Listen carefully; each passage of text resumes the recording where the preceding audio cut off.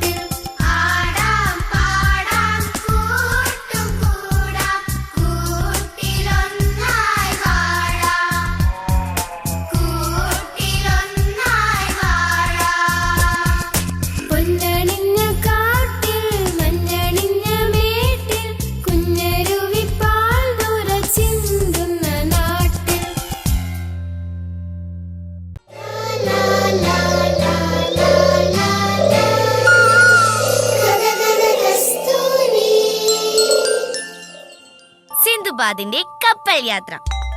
സിന്ദുബാദിന്റെ കപ്പൽ യാത്രയെ കുറിച്ച് കേട്ടിട്ടുണ്ടോ കൂട്ടുകാർ? രസകരവും അത്ഭുതകരവുമായ ആ യാത്ര ഏറെ പ്രശസ്തമായ 1001 രാവുകൾ എന്ന അറബിക്കഥയിലെ മനോഹരമായൊരു അധ്യായമാണ്. സിന്ദുബാദ് യാത്രയിൽ കാണുന്ന ഒട്ടേറെ അത്ഭുതങ്ങളും അദ്ദേഹം അനുഭവിക്കുന്ന പ്രയാസങ്ങളുമൊക്കെ കൂട്ടിയിണക്കിയ ഈ കഥയിൽ കപ്പൽ യാത്രയിൽ വെച്ചുണ്ടായ രസകരമായൊരു അനുഭവമാണ് സിന്ധുബാദ് പറയാൻ പോകുന്നത്.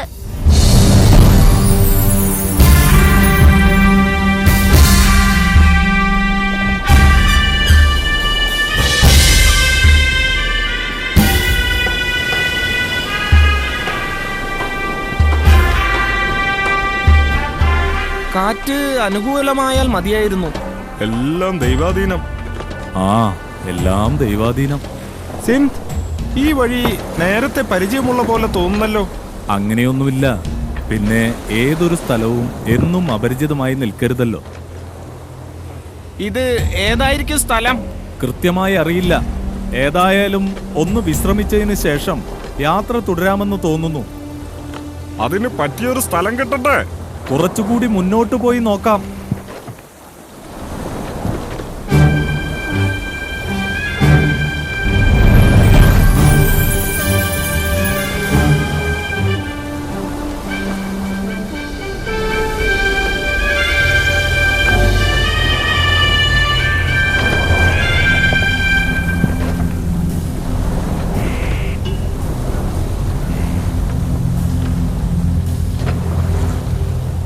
ഈ സമുദ്രത്തിനടിയിൽ എന്തെല്ലാം അത്ഭുതങ്ങൾ ഉണ്ടാവും.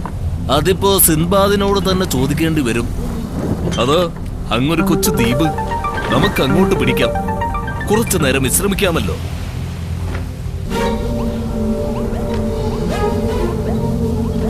ഈ ദ്വീപിൽ ആൾപ്പാർപ്പില്ലെന്ന് തോന്നുന്നു. എന്നാ പിന്നെ ആരുടെയും ശല്യമില്ലാതെ അല്പം വിശ്രമിക്കാമല്ലോ.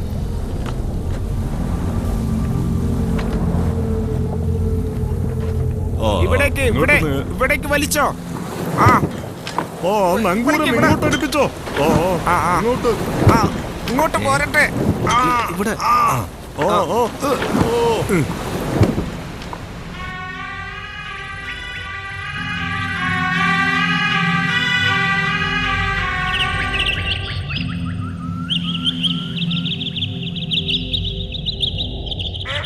അങ്ങനെ സിൻബാദും കൂട്ടരും ആ വിജനമായ ദ്വീപിലെത്തി.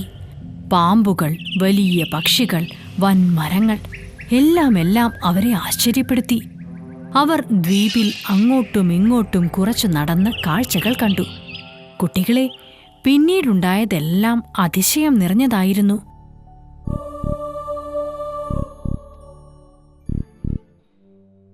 യാത്രാക്ഷീണം അകറ്റാൻ സിൻബാദ് മറ്റു യാത്രക്കാരിൽ നിന്നകന്ന് ദ്വീപിൽ ഒരിടത്ത് വിശ്രമിച്ചു.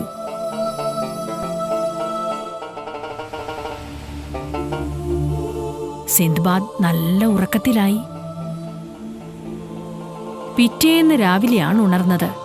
സിൻബാദ് പരിഭ്രാന്തനായി. കച്ചവടക്കാരെല്ലാം സ്ഥലം വിട്ടിരിക്കുന്നു.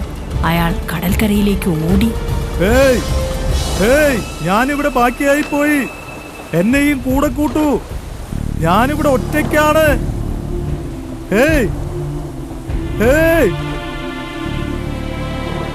അങ്ങനെ സിൻബാദ് ദ്വീപിൽ ഒറ്റയ്ക്കായി. കൂട്ടുകാരെ, കഥ എവിടെ എത്തുന്നുവെന്ന് സിൻബാദ് തന്നെ നിങ്ങളോട് പറയും. എന്തു മനുഷ്യരാണിവർ! എന്നെ തനിച്ചാക്കി പോയി കളഞ്ഞല്ലോ. ദൈവമേ, ഇനി ഞാൻ എന്തു ചെയ്യും? വല്ലാത്തൊരു നിർഭാഗ്യം തന്നെ. അങ്ങനെ ഞാൻ ദ്വീപിൽ ഒറ്റയ്ക്കായി. മുന്നോട്ടുള്ള നടത്തത്തിനിടയിൽ അസാധാരണമായ ഒരു വസ്തുവിനെ കണ്ട് ഞാൻ സ്തംഭിച്ചു നിന്നു. മുട്ടയുടെ ആകൃതിയിലുള്ള ഭീമാകാരമായ വെളുത്ത വസ്തു. അതിൻ്റെ ഉയരവും തടിയും വളരെ വലുതായിരുന്നു. തീർത്തും അതെൻ്റെ കണ്ണിൽപ്പെടുന്നില്ല. ഞാൻ അതിനു ചുറ്റും നടന്നു. ഒന്ന് തൊട്ടു നോക്കി. പക്ഷേ ഒന്നും മനസ്സിലായില്ല. പെട്ടെന്ന് ചുറ്റും ഇരുൾ പടർന്നു. ഞാനാകെ പരിഭ്രമത്തിലായി. മേലോട്ടു നോക്കി. അതാ മേൽഭാഗത്തു നിന്ന് ഭീമാകാരൻ പക്ഷി ചിറക് വീശി ശബ്ദമുണ്ടാക്കിക്കൊണ്ട് താഴ്ന്നു വരുന്നു. എനിക്ക് മനസ്സിലായി, ഇതുതന്നെ കഥകളിൽ കേട്ടറിഞ്ഞ ആനറാഞ്ചി പക്ഷി. ആ പക്ഷിയുടെ തൂണുപോലെയുള്ള കാലുകൾ തട്ടാതിരിക്കാൻ ഞാൻ തെന്നിമാറി. പക്ഷി താഴ്ന്നു വന്നു. ഭീമാകാരമായ മുട്ടയുടെ മുകളിൽ വന്നിരുന്നു. ഹോ, എന്തൊരു വലിപ്പം! ആനറാഞ്ചി പക്ഷിയുടെ കാല് കണ്ടപ്പോൾ എനിക്കൊരു ബുദ്ധി തോന്നി. രക്ഷപ്പെടാനുള്ള ഒരു വഴി.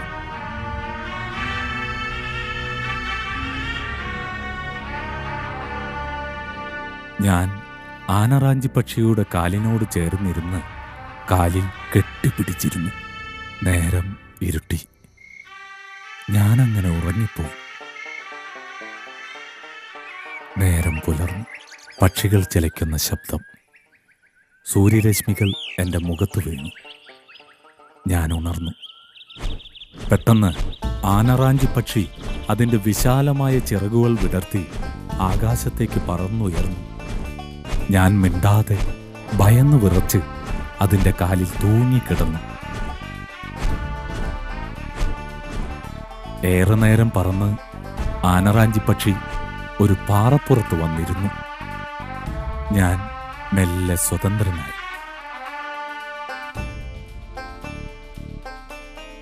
ആനറാഞ്ചി പക്ഷി നാലുപാടും നോക്കി. ഇടയ്ക്കിടെ നിലത്ത് കൊക്കുരുമി. അപ്പോഴാണ് ഞാൻ കാണുന്നത് ഒരു മൂർഖൻ പാമ്പ് പക്ഷിയുടെ നേരെ ഇഴഞ്ഞു നീങ്ങുന്നു. പക്ഷിയുടെ കൊക്ക് അതിന് നേരെ നീണ്ടു. പാമ്പ് പത്തി വിടർത്തി. ഞൊടിയിടയിൽ പക്ഷി പാമ്പിനെയും തൂക്കിയെടുത്ത് പറന്നുയർന്നു.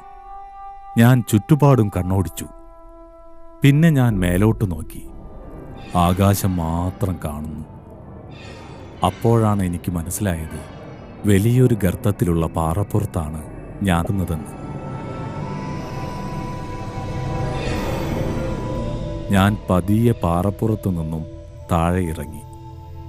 നിറയെ കൊച്ചു കൊച്ചു പാറക്കൂട്ടങ്ങൾ, ചതുപ്പുനിലങ്ങൾ, കുറ്റിക്കാടുകൾ, ഗുഹകൾ. ആകപ്പാടെ ഒരു ഭീകരാന്തരീക്ഷം. ദൈവമേ, എവിടെയാണ് ഞാൻ എത്തിപ്പെട്ടിരിക്കുന്നത്? ആ ചെറിയ ദ്വീപിൽ തന്നെ നിന്നാൽ മതിയായി. രക്ഷപ്പെടാൻ ഒരു മാർഗവും ഇല്ലാതിരിക്കുമ്പോഴാണ് ഞാൻ ആ കാഴ്ച കണ്ടത്. തൊട്ടടുത്ത് ഗുഹാമുഖത്ത് എമ്പാടും രത്നങ്ങൾ ചിതറിക്കിടക്കുന്നു. ഞാനത് പെറുക്കിയെടുക്കാനായി ഓടിയെടുത്തു. പെട്ടെന്നൊരു വിഷസർപ്പം എനിക്ക് നേരെ ചീറിയെടുത്തു. ഞാനാകെ ഭയന്നുപോയി. അപ്പോഴതാ പല ഗുഹകളിൽ നിന്നായി പാമ്പുകൾ തലനീട്ടുന്നു. ചിലത് എൻ്റെ നേരെ പത്തി വിടർത്തി. ഞാൻ എങ്ങനെയോ അവയിൽ നിന്നൊക്കെ ഒഴിഞ്ഞു മാറി രക്ഷപ്പെട്ടു. കുറെ രത്നങ്ങൾ കൈക്കലാക്കി.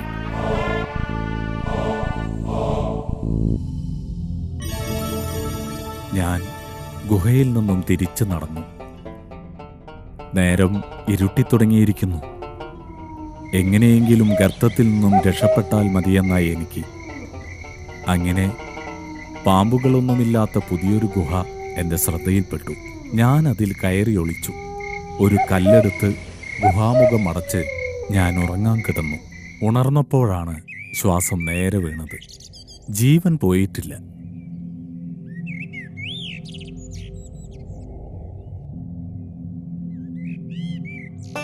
അപ്പോഴതാ കുറെ ഇറച്ചിക്കഷ്ണങ്ങൾ ചുറ്റും വന്ന് വീഴുന്നു. ഇറച്ചിക്കഷ്ണങ്ങൾ എറിയുന്നത് രത്നവ്യാപാരികളാണ് എന്ന് എനിക്ക് മനസ്സിലായി. ഇറച്ചിക്കഷ്ണങ്ങൾ താഴോട്ടെറിഞ്ഞാൽ അതിൽ രത്നങ്ങൾ പറ്റിപ്പിടിക്കുകയും പക്ഷി അവ കൊത്തിയെടുത്ത് പറക്കുമ്പോൾ അവയെ വെടിവെച്ച് കൊന്ന് രത്നങ്ങൾ കൈക്കലാക്കുകയാണ് വ്യാപാരികളുടെ തന്ത്രം. അപ്പോഴാണ് എനിക്കൊരു ബുദ്ധി തോന്നിയത്. വലിയൊരു ഇറച്ചിക്കഷ്ണം എൻ്റെ ദേഹത്ത് വെച്ച് കെട്ടി ഞാൻ ചത്ത പോലെ കിടന്നു. ഏതെങ്കിലും പക്ഷി വന്ന് എന്നെ റാഞ്ചിയെടുക്കുമെന്ന് ഞാൻ പ്രതീക്ഷിച്ചു. എന്നിട്ട് എന്തുണ്ടായെന്നോ? കഥ മുഴുവൻ കേൾക്കൂ. ഞാൻ ഇടം കണ്ണിട്ട് നോക്കുന്നുണ്ടായിരുന്നു ഏതെങ്കിലും പക്ഷി എന്നെ റാഞ്ചിയെടുക്കുന്നുണ്ടോ എന്ന്. ചില പക്ഷികൾ എന്നെ കൊത്തി നോക്കി. പൊക്കാനായില്ല. പെട്ടെന്ന് ഒരു ആനറാഞ്ചി പക്ഷി താണു വരുന്നത് ഞാൻ കണ്ടു. അത് ഇറച്ചിക്കഷ്ണത്തോടൊപ്പം എന്നെയും കാലിലിറുക്കി പറന്നുയർന്നു. പറന്ന് ദൂരെ എത്തിയപ്പോൾ ഒരു മരുഭൂമിയിലൂടെ പക്ഷി താണു പറന്നു. പക്ഷിക്ക് നേരെ അമ്പുകൾ പാഞ്ഞെടുക്കുന്നത് ഞാൻ കണ്ടു. അതാ കുറെ രത്നവ്യാപാരികൾ അമ്പും വില്ലുമായി താഴത്തുകൂടെ ശബ്ദമുണ്ടാക്കിക്കൊണ്ട് പക്ഷിക്ക് പിന്നാലെ ഓടി വരുന്നു. പക്ഷി താണും പൊന്തിയും കച്ചവടക്കാരിൽ നിന്നും രക്ഷപ്പെടാൻ നോക്കി. ഞാൻ പേടിച്ചരണ്ടു. ഒടുവിൽ പക്ഷി ഇറച്ചിക്കഷ്ണത്തെയും എന്നെയും നിലത്തേക്കിട്ട് പറന്നകുന്നു. വ്യാപാരികൾ ഞാൻ വീണുകിടന്ന സ്ഥലത്തേക്ക് ഓടിയടുത്തു. എന്നിട്ടെന്തുണ്ടായെന്നോ? രത്നവ്യാപാരികളുടെ തലവന് എന്നെ കണ്ട് കടുത്ത ദേഷ്യം വന്നു. രത്നം പ്രതീക്ഷിച്ചോടി വന്നപ്പോൾ കണ്ടത് എന്നെയല്ലേ. ഉണ്ടായ സംഭവങ്ങൾ മുഴുവൻ ഞാൻ രത്നവ്യാപാരിയോട് അറിയിച്ചു. എന്നിട്ട് എൻ്റെ കയ്യിലുണ്ടായിരുന്ന രത്നങ്ങൾ ഞാൻ അയാൾക്ക് കൊടുത്തു. അയാൾക്കെന്നെ പെരുത്ത് ഇഷ്ടമായി. അവർ എന്നെ സ്വതന്ത്രനാക്കി. അയാൾ എന്നെ അവരുടെ കൂടാരത്തിലേക്ക് കൂട്ടിക്കൊണ്ടുപോയി. വിഭവസമൃദ്ധമായ സദ്യ തന്ന് എന്നെ സൽക്കരിച്ചു. ബാക്കിയുള്ള രത്നങ്ങൾ വിറ്റ് ഞാൻ നിറയെ കാശുണ്ടാക്കി. അങ്ങനെയിരിക്കെ ബാഗ്ദാദിലേക്കുള്ള ഒരു കപ്പൽ അവിടെ എത്തി. ഞാൻ വ്യാപാരി തലവനോട് യാത്ര പറഞ്ഞ് കപ്പലിൽ കയറി യാത്രയായി. പുതിയ അത്ഭുത തീരങ്ങൾ തേടി.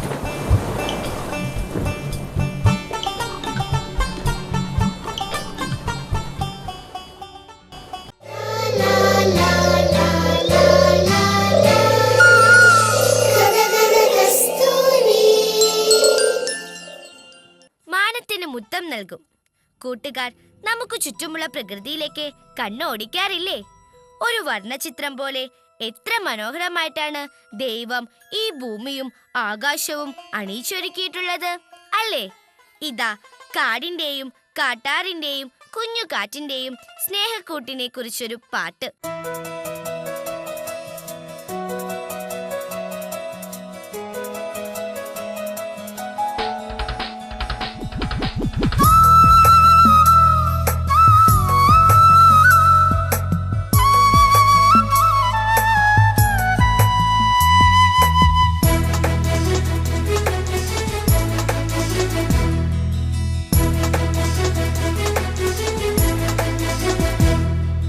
മാനത്തിനും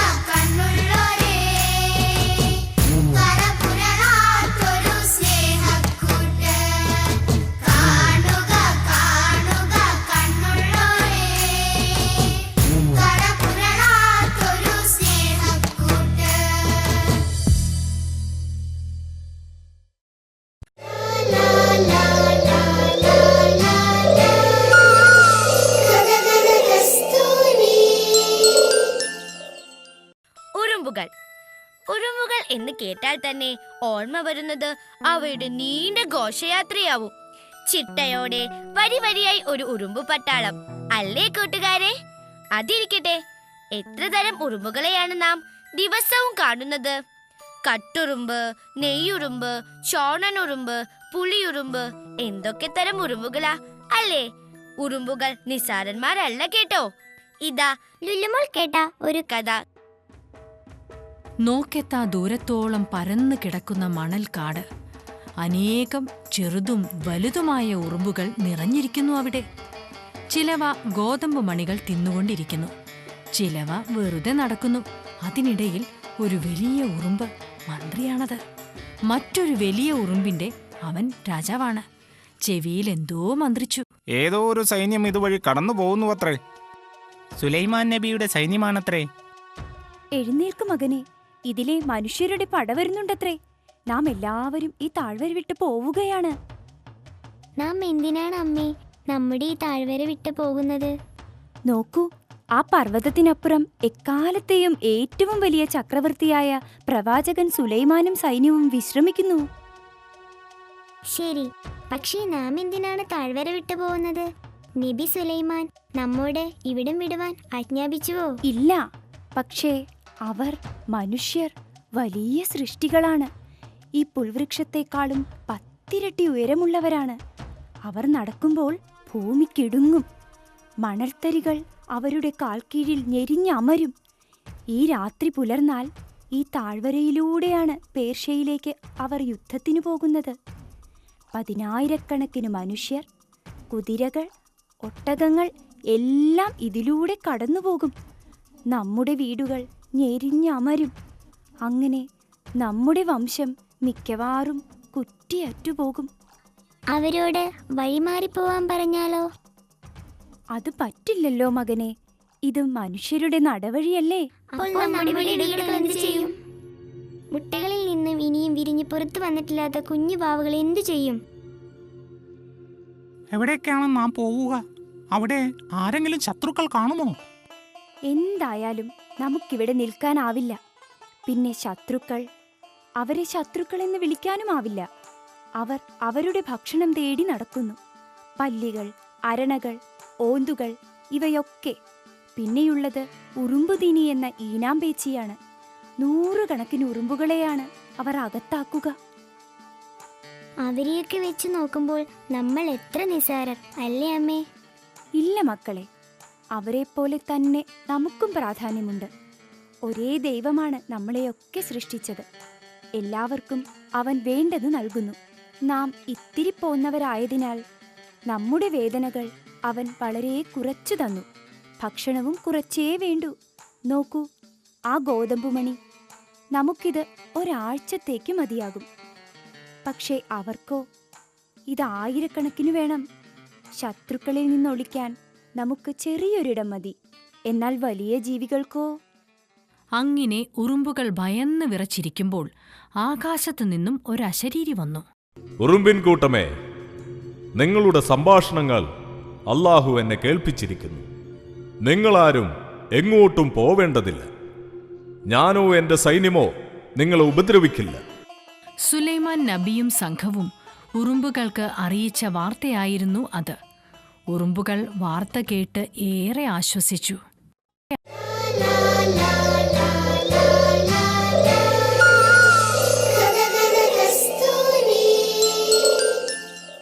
കുഞ്ഞനുറുമ്പൊരു നാളി.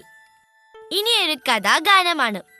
കുഞ്ഞനുറുമ്പിന്റെയും കുഞ്ഞിക്കിളിയുടെയും പരസ്പര സഹായത്തിന്റെയും കഥ പറയുന്ന ഗാനം.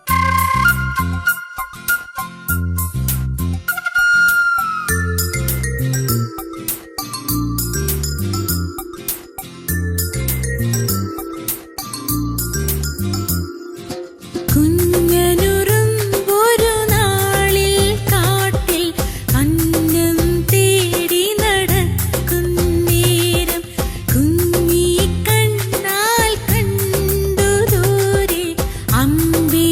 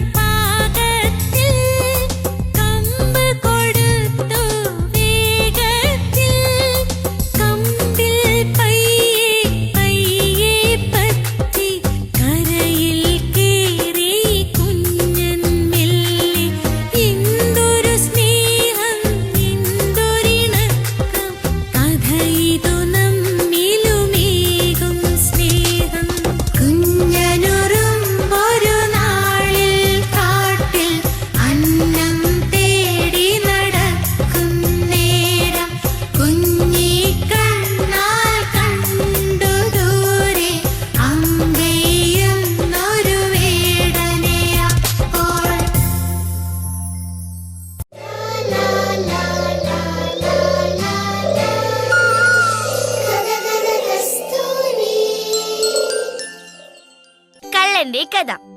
മോഷണം ഒരു മോശമായ കാര്യമാണെന്ന് കൂട്ടുകാർക്ക് അറിയാവുന്നതാണല്ലോ.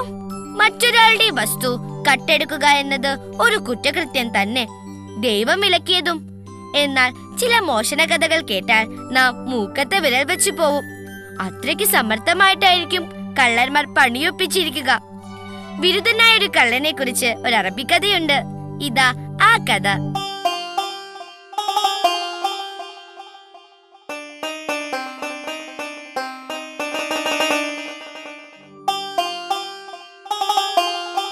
എത്ര നാളാണ് ഇങ്ങനെ മോഷണം നടത്തി ജീവിക്കുക? ഒന്ന് മിണ്ടാതിരിയടാ. എന്നാൽ ഇനി ഒന്നും മിണ്ടുന്നില്ല. എനിക്ക് പേടിയാവുന്നു.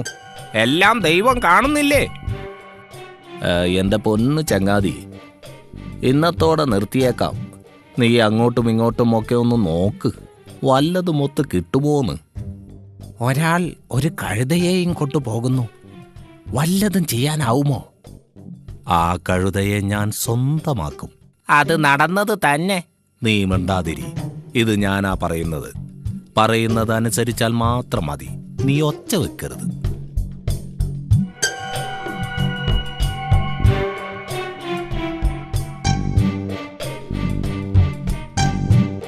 അങ്ങനെ രണ്ടുപേരും കഴുതക്കാരന്റെ പിറകെ പതുങ്ങിപ്പോയി. എന്നിട്ട് കഴുതക്കാരൻ അറിയാതെ കഴുതയെ കഴുത്തിൽ നിന്നും കയറൂരിയെടുത്ത് കൂട്ടുകാരനെ ഏൽപ്പിച്ചു. വാ വാ, ഈ കഴുതയെയും കൊണ്ട് വേഗം സ്ഥലം വിട്ടോ. കഴുതക്കാരൻ കഴുതയുടെ സ്ഥാനത്ത് മനുഷ്യനെ കണ്ട് ആശ്ചര്യപ്പെട്ടു. ഇതെന്ത്? നിങ്ങൾ ആരാണ്? എന്റെ കഴുത എവിടെ? നിങ്ങൾ എങ്ങനെ എന്റെ കയറിൽ കുരുങ്ങി? എന്റെ കഴുത എവിടുന്നാ ചോദിച്ചത്? പ്രഭോ, ഞാൻ അങ്ങയുടെ കഴുത തന്നെയാണ്.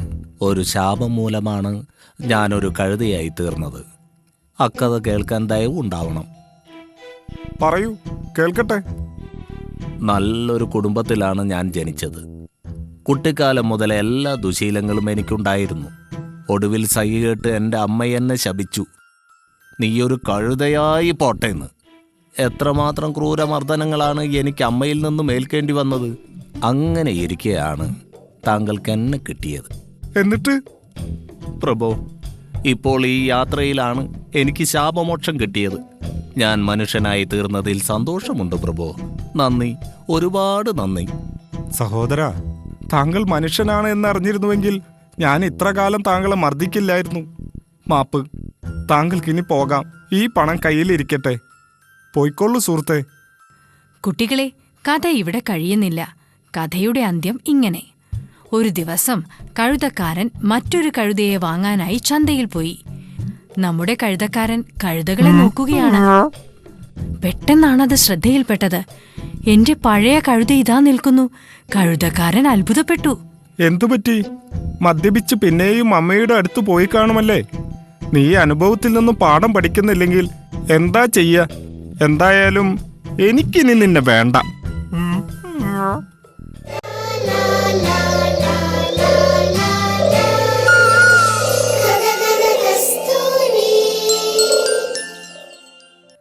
കൂട്ടുകാരെ, ഇനി നമുക്ക് കുറച്ച് ഇംഗ്ലീഷ് പാട്ടുകൾ കേൾക്കാം. Twinkle, twinkle, little star, how I wonder what you are. Up above the world so high, like a diamond in the sky. Twinkle, twinkle, little star, how I wonder what you are.